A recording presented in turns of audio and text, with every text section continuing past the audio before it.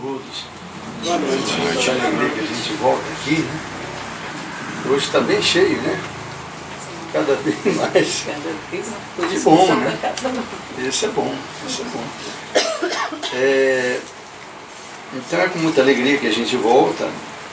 Nós vamos trabalhar na noite de hoje um tema muito importante, que começa sendo narrado no Evangelho de Mateus, no capítulo 5, que ali tem um código moral, um código para a eternidade, um código reconhecido inclusive nas mais diversas visões religiosas que conhecem e que ficam admirados pelo conteúdo moral, as chamadas bem-aventuranças. E o que nós vamos falar hoje, especialmente, será a bem-aventurança dos pobres de espírito. E é um termo curioso, né? Pobre de espírito. Normalmente a gente fica imaginando que assim como a gente conhece os ricos da terra e os pobres da terra, com relação à questão financeira, é uma provocação a gente imaginar se existe pobre em termos espirituais e pobre e ricos em termos espirituais. Será que seria essa a correlação adequada ou não é exatamente isso invertido? Pois bem, aí está que Mahatma Gandhi, aquele que não era formalmente cristão, mas que na prática era essencialmente cristão. Mahatma Gandhi, esse que liberta a Índia de uma forma extraordinária pela não violência, vivendo na prática os ensinamentos do Cristo.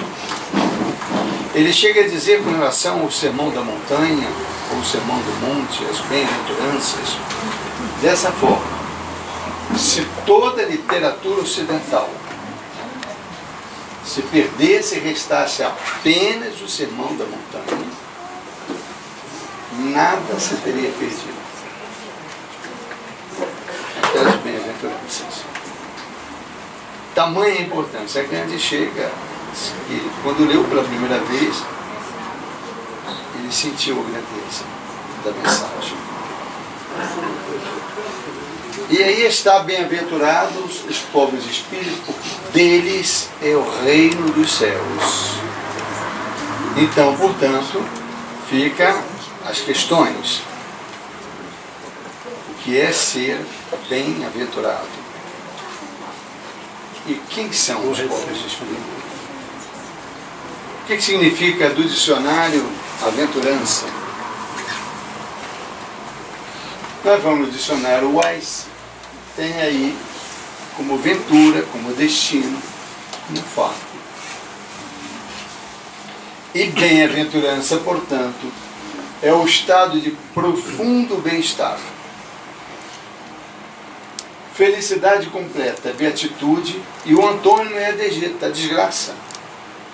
Então, bem-aventurado é aquele que experimenta uma bem-aventurança, uma alegria profunda, um sentimento de felicidade muito grande.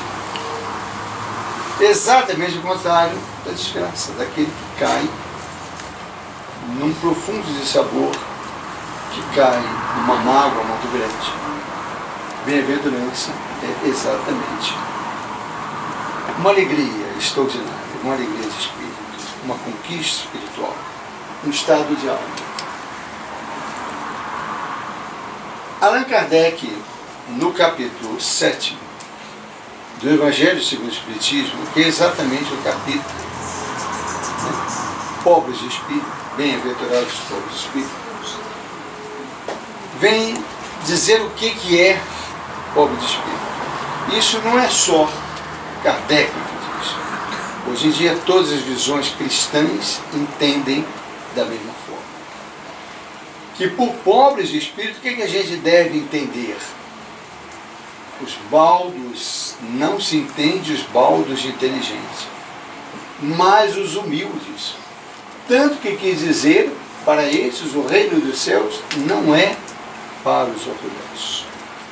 Pobre de espírito é aquele que se apresenta na sua espiritualidade como pobre, o pobre da terra, da forma simples, da forma singela, exatamente o oposto dos maiores defeitos que a gente pode ter, que é o orgulho.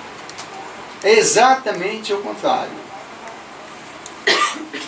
Portanto, aquele que se tornar humilde como este menino, no próprio Evangelho de Mateus, mais adiante no capítulo 18, Jesus toma o exemplo de um menino. Aquele que se tornar humilde como um menino, esse é maior no reino dos céus.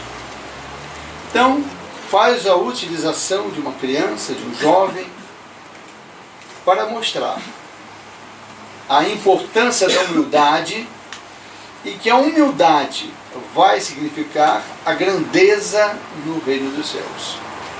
Pode parecer, né, contraditório, mas não é exatamente isso. Quanto menor nós somos em termos espirituais, maiores somos em grandeza espiritual. E exercitando exatamente essa simplicidade, essa humildade que nos faz crescer nas nossas ações, na nossa forma de pensar, como espíritos, como caminheiros de uma estrada evolutiva. Vamos lembrar por que é disso isso. Isso é dito porque Santo Agostinho, no capítulo 14 do Evangelho segundo o Espiritismo, numa das mais belas passagens que tem naquele livro, que é chamado honrai, no capítulo honrai vosso pai e vossa mãe, ingratidão de filhos e laços de família, o nome dessa mensagem. Ele chega a dizer o seguinte, que todos os males se originam dessa dupla terrível, egoísmo e orgulho. Quando ele fala todos os males, são todos os males. Porque se a gente fizer uma reflexão profunda nos vícios, nas dificuldades, né, nos nossos tropeços, nos nossos equívocos, nós veremos as raízes que estão egoísmo e vontade.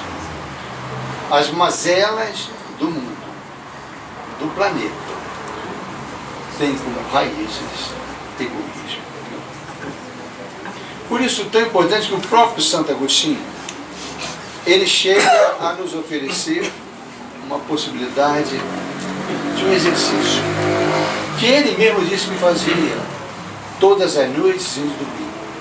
Ele mergulhava em si, ele fazia uma autoanálise, ele buscava no seu próprio interior como tinha sido ocorrido aquele dia, como ele tinha pensado, como ele tinha agido, para verificar num autoconhecimento, numa autobusca, essas raízes de egoísmo e de orgulho que impedem o nosso crescimento. E veja bem, tanto egoísmo como orgulho não são fáceis. Porque a questão do egoísmo, a gente tende, primeiro, a achar que é uma questão de preservação. Nós temos um instinto de preservação.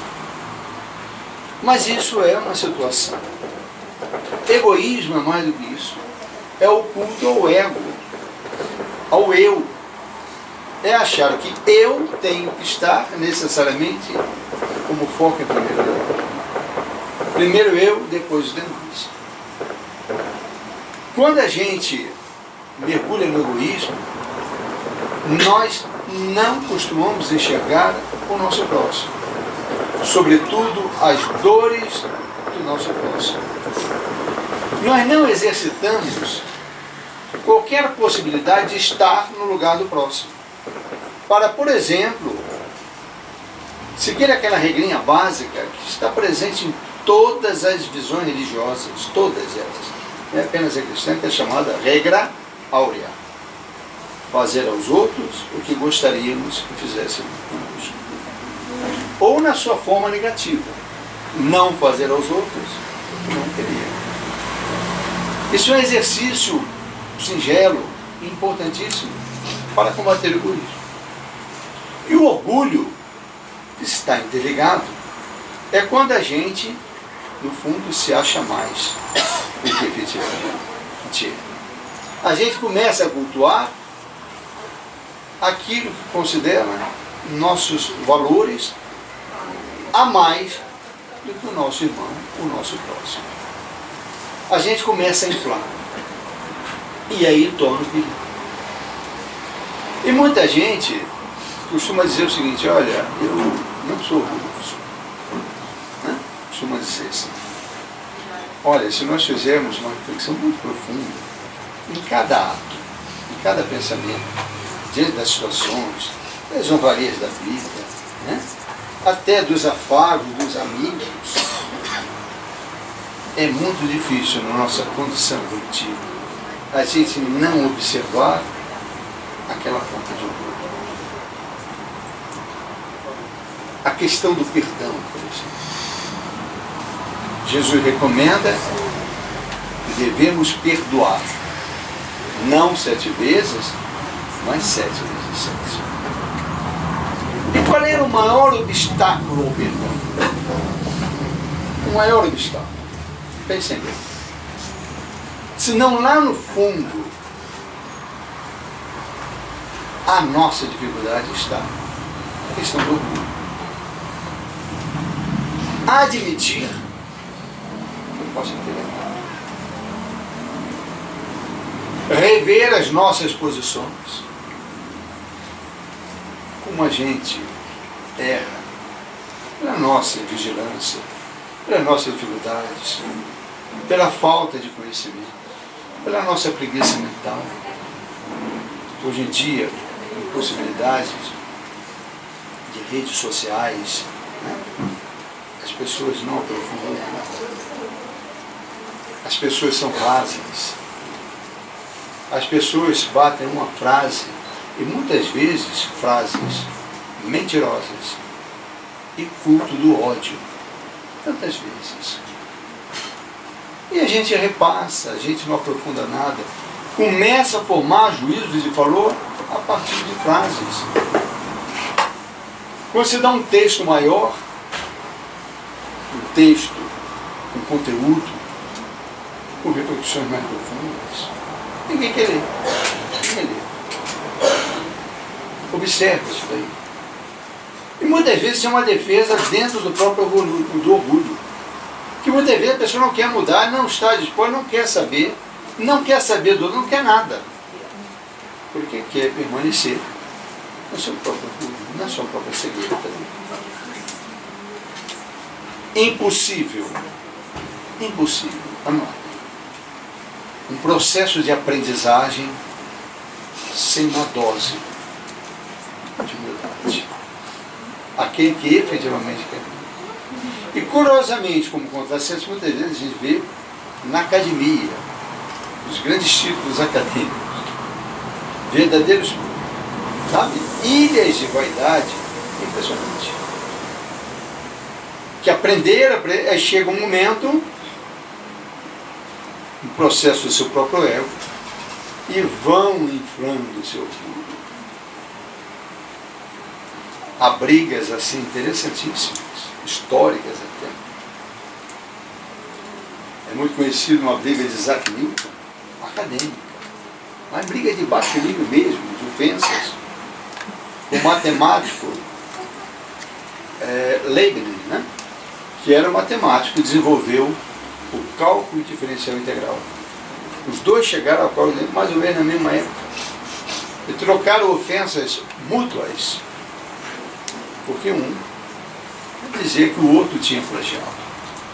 Nós, espíritas, sabemos que quando a ideia está amadurecida, nós começamos a captar, sobretudo, aqueles espíritos que vêm com preparo para isso. Não é verdade? É mais ou menos.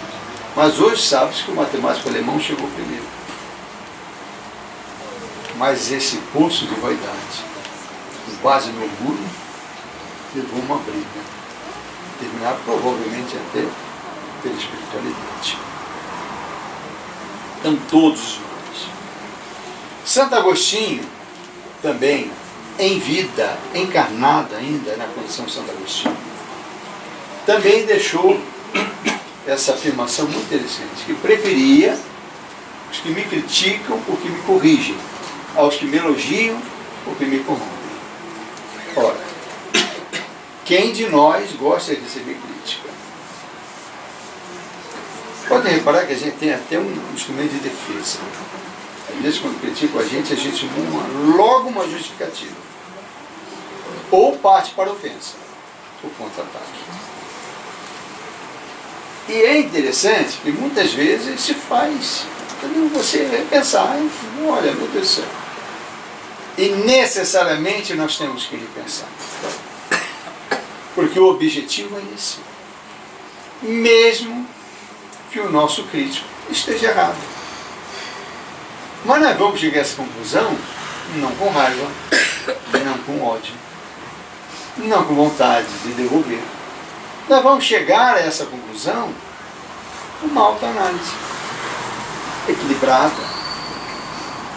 E, ao contrário, os amigos muitas vezes nos colocam no pedestal de que não temos a condição, né, nem de estar no primeiro degrau. Mas a gente começa a se achar.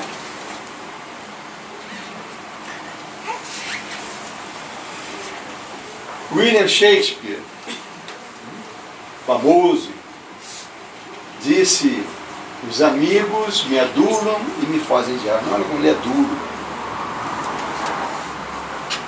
Mas meus inimigos me dizem abertamente o que sou, de forma que com os inimigos aprenda a me conhecer, e com os amigos me sinto prejudicado. Então, ao invés de amaldiçoarmos os nossos opositores, vamos olhar com certo equilíbrio, né? Fica o convite. E não é fácil, viu? Estou dizendo aqui, olha, isso aqui é fácilzinho. Isso é trabalho árduo, isso é trabalho diário, é trabalho constante. É trabalho sem esmorecer.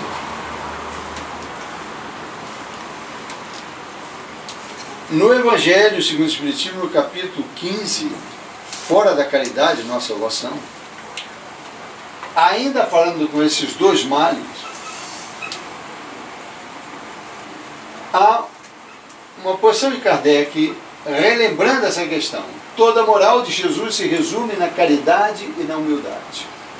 Isto é, nas duas virtudes contrárias ao egoísmo e ao orgulho.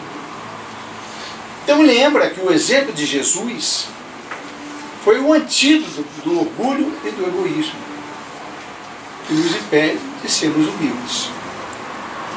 É exatamente na prática da caridade e da humildade. Humildade e caridade, eis que não cessa de recomendar. Eu, de que dá ele próprio exemplo. Orgulho e egoísmo, eis que não se cansa de combater. Ele não se limita a recomendar a caridade, põe-na claramente em termos explícitos como condição absoluta de felicidade, né? De situação melhor do plano futuro.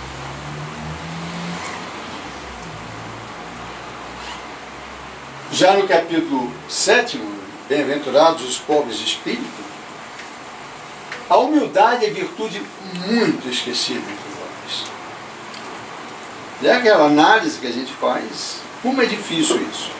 Qualquer coisa a gente está se achando. É uma tentação muito grande. Entretanto, sem humildade, podeis ser caridosos com o vosso próximo. É uma pergunta.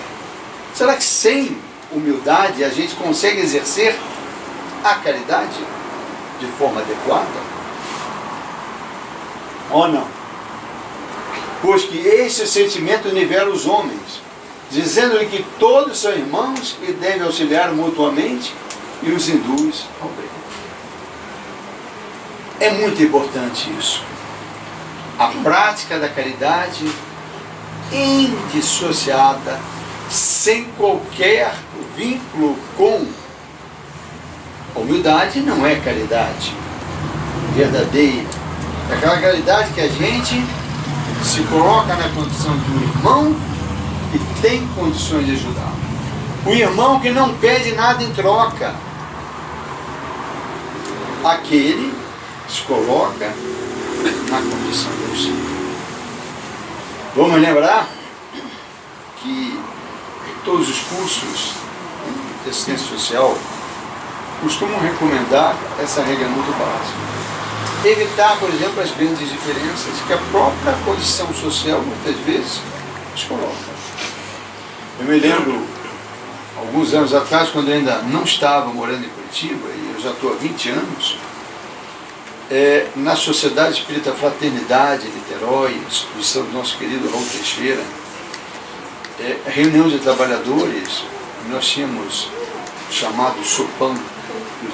Sopão era forma de dizer, na verdade a gente estava comida, e eventualmente podia ser até sopa, mais nos dias mais frios. Mas a gente chamava vulgarmente sopão. E atendíamos ali pessoas que moravam na rua. Era um desafio muito grande. Eram pessoas, um ambiente cheio de pessoas de rua, que não tomavam banho porque não tinham condições, aproveitavam inclusive para tomar banho lá na casa. O cheiro ficava horrível, né? Imagina, um ambiente fechado aqui, com pessoas que... E era um desafio muito grande. E me lembro uma recomendação extraordinária. Neste dia, vocês peguem a roupa mais simples que vocês tiverem para atender os nossos irmãos de necessidade. Já há uma diferença muito grande social, infelizmente. Não devemos aumentar essa diferença. Era com foco nessa questão. Fundamental. Há uma página belíssima também no Evangelho Espiritismo de uma senhora rica de posses vai visitar uma família necessitada e faz questão de dar ensinamentos de humildade, inclusive para sua filha, para não humilhar aqueles que estão recebendo o auxílio. Com o egoísmo e o orgulho que andam de mãos dadas, né?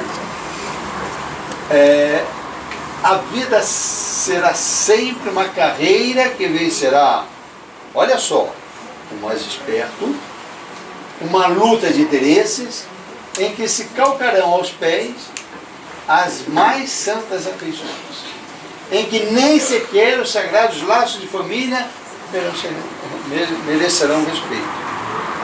Vence o mais esperto. Qualquer semelhança não é mera coincidência. Nos nossos valores materiais, não querendo passar perto do outro, por conta disso. Egoísmo, o orgulho, né? Contar a humildade, e não vai permitir a nossa bem-aventurança. Dizendo que o reino dos céus é dos simples, quis Jesus significar que a ninguém é concedida entrada nesse reino sem a simplicidade do coração e a humildade do espírito. Então, não há possibilidade de chegarmos no reino dos céus, evoluirmos a esse ponto, de forma arrogante, de forma orgulhosa. Não há possibilidade. Que o ignorante possuidor dessas qualidades será preferido ao sábio, que mais crê em si do que em Deus, em todas as circunstâncias. Jesus põe a humildade na categoria das virtudes que aproximam de Deus e o orgulho entre os vícios que dele afastam a criatura. E isso por uma razão muito natural. Há de ser a humildade um ato de submissão a Deus, ao passo que o orgulho é, na verdade, uma revolta contra ele. Olha que interessante, como é que a gente vê o quanto isso é profundo. O próprio Jesus é uma lição de humildade. Quando ele começa o sermão da montanha como bem-aventurados os pobres de espírito, os simples, os pequeninos, né? Do ponto de vista de humildade, quando ele mostra isso, o seu próprio exemplo de vida é isso. Quem é Jesus? A gente aprende a doutrina espírita, que é o nosso modelo guia. A gente aprende que o Espírito puro, da categoria do Espírito, da questão 100 à questão 113 do livro dos Espíritos, lá estão as várias classes. Kardec nos apresenta de forma muito didática, dizendo, é claro, não é uma divisão fixa, mas apresenta 3 grandes ordens de espíritos. Os espíritos imperfeitos, os bons espíritos e os espíritos puros. O espírito puro chegou ao mais alto grau de evolução. É a condição de Jesus. Um espírito de seu mais alto grau de evolução. Encarnar na Terra por amor é em si um gesto de humildade. Ele poderia dizer, não, puxa, a Terra é muito pequenininha, os seres que lá estão ainda estão muito imperfeitos. Não, ele vem por humildade. Mas ele vem o quê? Em palácios suntuosos? Ele não.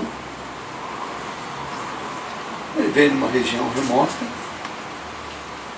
na época dominada pelo Império Romano, a região da Palestina, de forma anônima. Por isso a dificuldade, inclusive, do registro do Jesus histórico. Qual o interesse dos historiadores de destacar um do povo, ainda que fosse um espírito puro, se ele não ocupava nenhum dos postos principais, não era um grande guerreiro, não era um imperador, não era um rei, não era um conquistador, não era um revolucionário, como a gente normalmente conhece. Era um revolucionário, sim. Mas era um revolucionário espiritual. Essa é a verdadeira revolução de dentro para fora, que foi por Jesus. E Jesus, portanto, chega de forma humilde. Reza a tradição que teria nascido como estrebaria, né, entre os animais. E como Jesus tem um período que ele passa aproximadamente 33 anos na Terra, e 3 anos de sua chamada vida pública, e termina pendurado numa cruz, um espírito puro, testemunhando tudo aquilo que ele havia pregado. Seu último suspiro, seu último foi: Pai, perdoa, porque eles não sabem o que fazem. São crianças espirituais. Isso significa maior gesto de humildade que eu possa pensar. Jesus.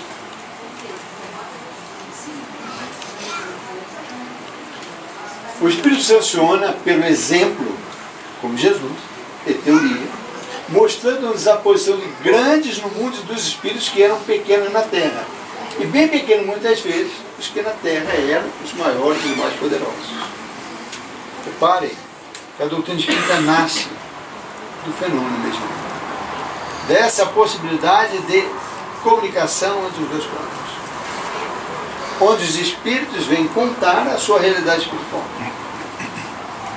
e vão mostrar quanto o orgulho e o egoísmo também o prejudicaram na vida espiritual. Aqueles que eram poderosos aqui, esses valores não estavam presentes, não. Para a gente ter uma ideia, eu sempre cito uma comparação, não sei se já trouxe aqui, mas uma proposta de uma comparação didática é que nós, na face da Terra, nos agrupamos socialmente muito pela nossa condição econômica, financeira e social. Né? As pessoas normalmente moram mais ou menos no bairro, coisa mais ou menos parecida, e as nossas relações se dão nessas classes, que muitas vezes se apresentam, inclusive, como verdadeiros apartheids, que é algo para a gente pensar. Mas no mundo espiritual isso não acontece. Nós somos como, imaginem, um balão, uma cestinha. E esse balão, né, ele está preso a um trilho, como um trem, mas ele está preso, ele não consegue, por mais o gás que tem esse balão, ele não consegue subir. Ele pode ser bonito, ele pode ser mais simplesinho, pode ser todo colorido, pode a arca lá ser toda trabalhada, uma verdadeira residência de uma mansão, pode ser uma taperazinha, mas ele não consegue. Pode estar em linhas diferentes. Aí chega um momento, a vida carnal termina, como se a linha do trem terminasse e não tivesse mais, e estivesse no topo de um planalto, como um cânion. A partir daí, o balão que tiver mais gás vai subir, quem não tiver gás. Esse gás é o gás espiritual. Aí nós veremos aquele balão lindo e colorido, não tendo gás para subir, e se posicionando na sua condição espiritual. Aquele era simplesinho, bebê subindo, né, sendo alçado à esfera mais elevadas. É mais ou menos assim. E o que será o nosso gás? O nosso gás será exatamente esses valores de humildade, os valores da caridade, do amor próximo, que devemos estar atentos.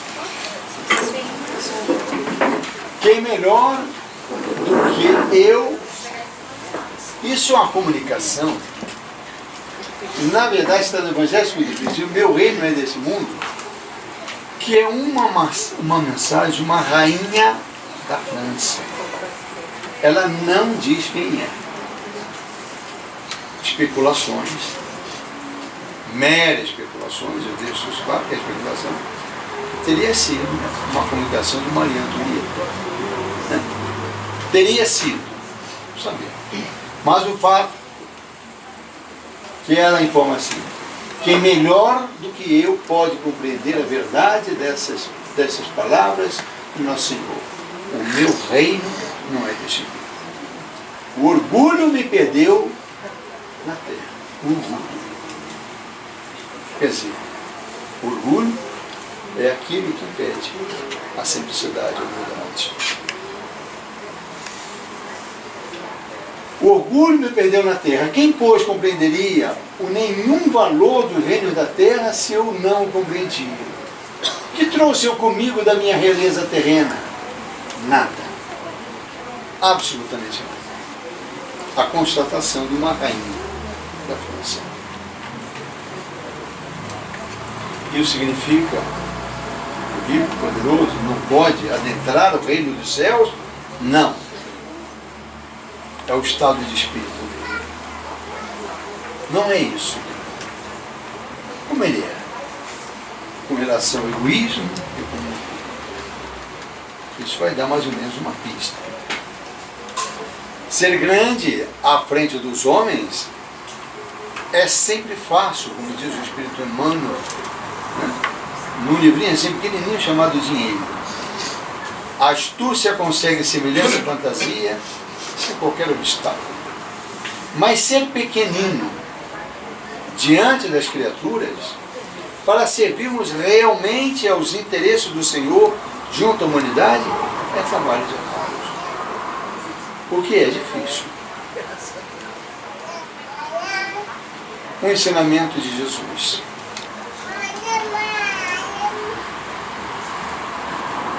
Conta na obra Jesus e o Evangelho à luz da psicologia profunda, Joanes de Ângeles, num determinado capítulo, capítulo 8, ela conta que vinham os discípulos de Jesus conversando animadamente quem seria o preferido entre Jesus, né?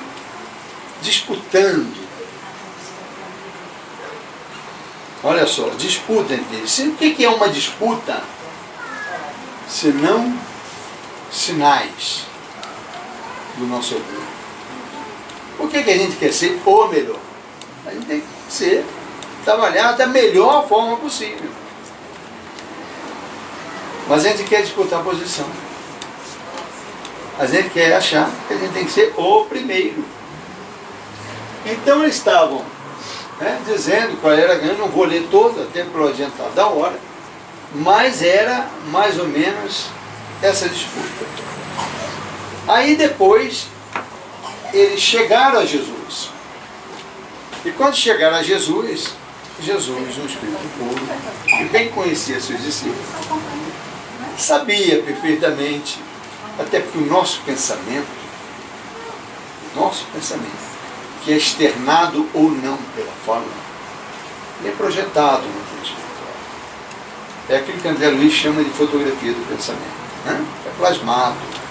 Então Jesus sabia. Eles não conheciam. E eles ficaram sem jeito. Vocês estavam. Porque ali havia competição, havia inveja, que não era o que o outro. E lá no final ele diz assim, a atitude de fuga da realidade para o disfarce era ainda a melhor maneira de deixar-se conduzir pela sombra torta. Viviam com ele e não o conheciam. Olha que interessante, né? Há quantos anos nós, encarnações, convivemos com Jesus e não o conhecemos? Estavam na claridade e optavam pela treva. Aturdidos, ouviram e viram o terapeuta das suas enfermidades tornar de uma criança e transformá-la em modelo, apontando para ele, que deveria ser humildade daquela forma. Para ser maior no seu conceito, era necessário fazer-se menor. O servidor, esquecendo-se de si mesmo e altruisticamente colocando seu irmão no lugar onde desejasse estar. A regra de ouro. Aquele, portanto, que se humilhar, que se tornar pequeno como esta criança, será o maior no reino dos céus, estabelecida como condição essencial. E eu pergunto aqui, deixo essa pergunta. O que alimenta o nosso orgulho e inibe a humildade?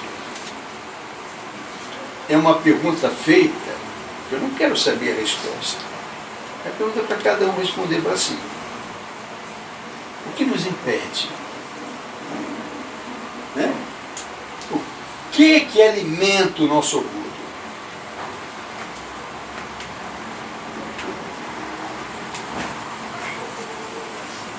No meu livro, Joana de Ângeles lembra que, ocultando a sombra, mantém-se vinculado o indivíduo aos formalismos, às tradições, às aparências, embora os conflitos subreptícios em que o agonizam.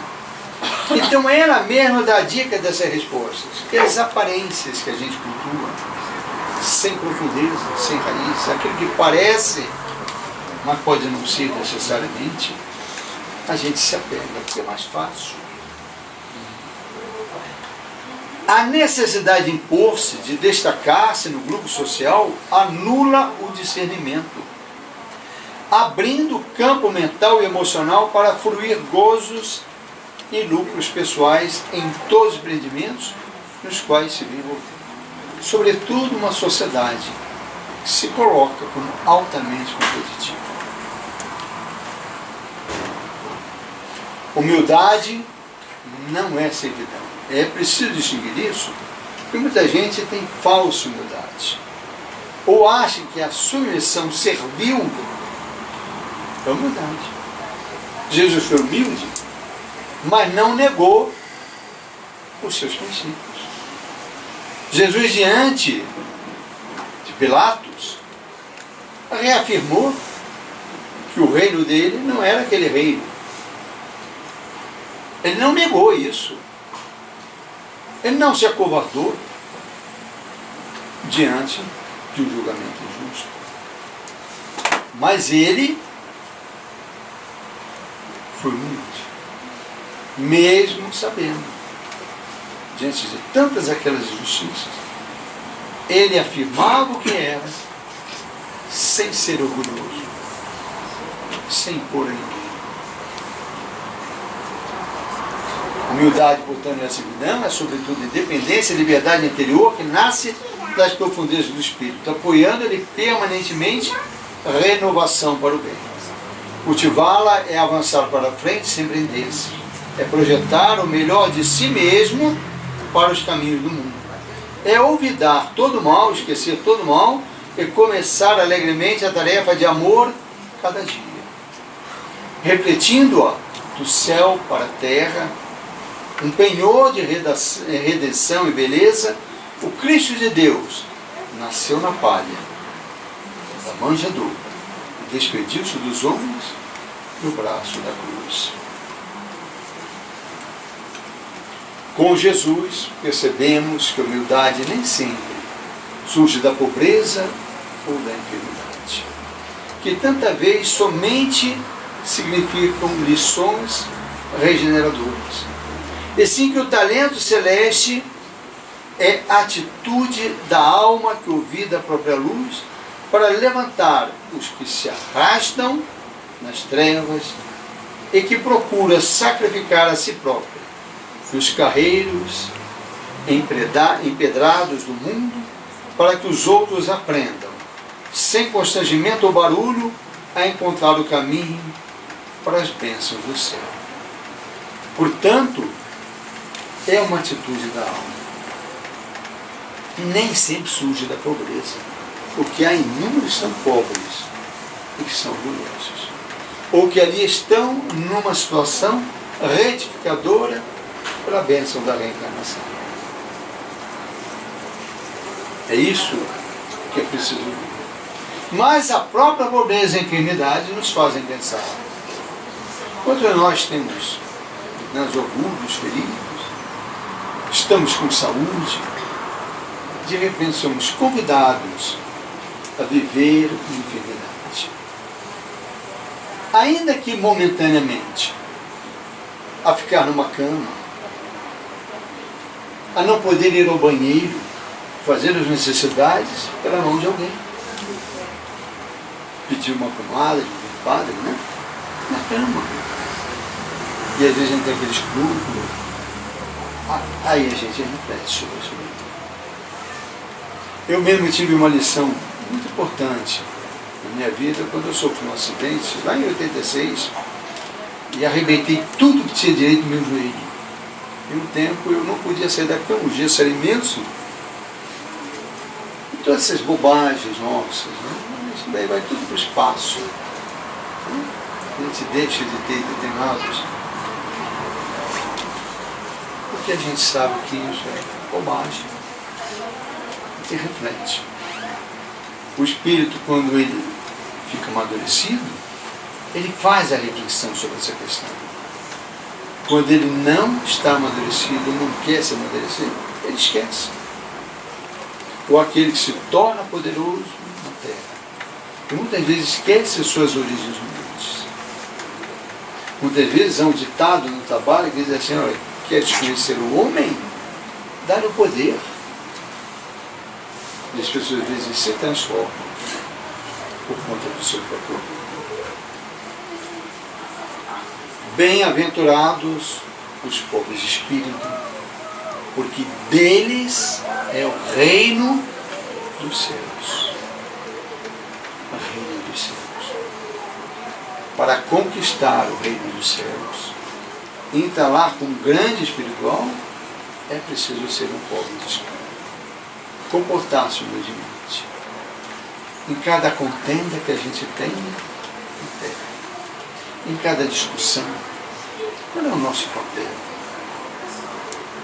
Como nós vamos esclarecer alguma coisa na pompa de nosso orgulho ou do nosso egoísmo? Como nós vamos atender algum necessitado projetando uma soberba que tantas vezes, e a maior parte das vezes, nós efetivamente não temos? Quem somos nós Qual é a nossa condição espiritual? Isso não significa que a gente não tenha a nossa autoestima. Ela é importante para nos incentivar.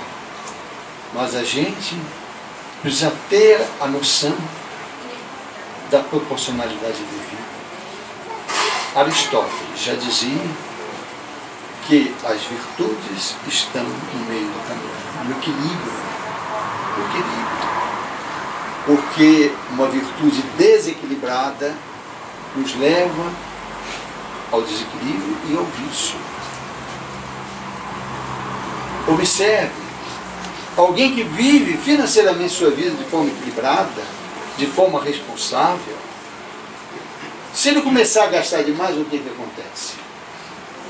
Ele se torna um pródigo. Ele daqui a pouco está todo endividado. Não é assim? E se ele começar a reter demais? Ele se torna sovino. Ele deixa de ser uma pessoa equilibrada. Não é verdade? Porque esse bom senso, esse equilíbrio, a proposta evolutiva é uma proposta de equilíbrio. E como isso é muito comum ainda nas nossas dificuldades, esses dois grandes defeitos, Jesus optou a começar o Sermão da Montanha, desejando bem-aventurados, mostrando são os pobres de espírito. Sejamos, portanto, nós, os pobres de espírito. Amemos incondicionalmente na mesma condição dos nossos irmãos. Seja como for. Se você está numa condição de superioridade circunstancial, não é para fazer pouco caso de você, mas para auxiliá-lo de igual, para dar-lhe a mão e dizer: sou seu irmão, sou seu irmão. Pensemos nisso com maior reflexão. Fiquemos em paz e que Jesus nos abençoe.